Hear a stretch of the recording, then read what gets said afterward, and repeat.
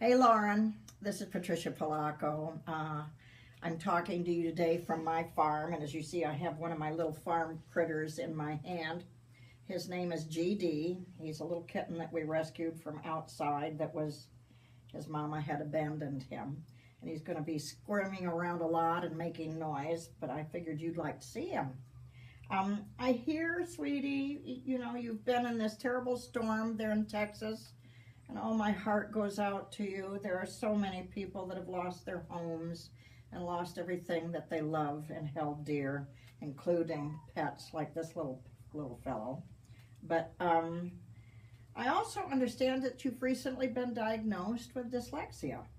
Do you realize that I'm also a dyslexic? Actually, I have three others. I have dyslexia, dysnumeria, dysgraphia, and something called failure of sensory integration, which is far worse. It means that I could not hold still, and as you see, I'm sitting here rocking and fidgeting around with this little kitten. He is so cute.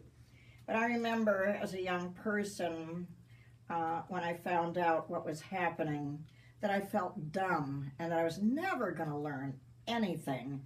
And nothing in class that they were talking about made sense to me because I just didn't understand it. And of course, reading was all but impossible for me. Math still is very hard for me. And holding still was a problem for me. And in my day, they made you sit in a seat all day, other than recess. Nowadays, they have ways of letting kids get up and kind of move in the classroom. Oh, oh, oh, oh. He is just the cutest thing. But what I want you to know, sweetie, is you certainly aren't dumb. There's actually some scholarship that they are doing when they find people like you and me who have a learning difference. I don't even call it a disability because I'm not disabled. I just learn differently than other people do. But we are also very, very, very, very smart. Usually these kind of people, which would be you, are also a genius. Own it because it's coming in your direction. Soon, sweetie, you're going to get the kind of help that you'll be able to just, as if by magic, understand what you're reading. I didn't learn to read till I was 14 years old. So can you imagine all of those years failing in school? I failed over and over and over again and got very depressed and thought I was the dumbest person on the face of the earth.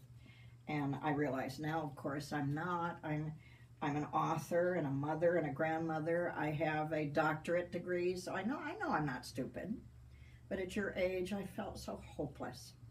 Please, dear one, there's nothing wrong with you. You just have a circuit that is moving a little differently, and when we correct it, you're going to be able to read just like anyone else. I read a little slower than other people. But can you imagine being a dyslexic and turning around and writing books? And I've written over 115 of them. So I want you to hang in, and I want you to know you're perfectly fine, and that there's nothing wrong with you, sweetie. This is a slight misfunction that is going to actually iron itself out eventually. So take it from me, Miss Lauren. You're brilliant. And I imagine you're pretty, and please don't worry. And I'm sorry you've had that terrible tornado. Well, you have hurricanes. We have tornadoes here.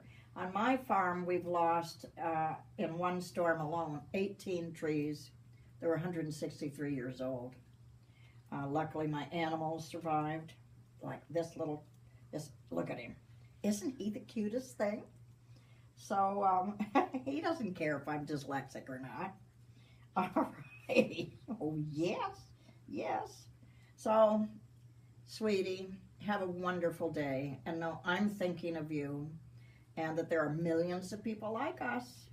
There's more dyslexics than you can imagine.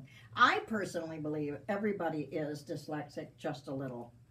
It's just, in your case and mine, it was large enough that it got the attention of the educators. So listen to what they're telling you, do what they say, and don't feel like you're less than other people. You certainly are not.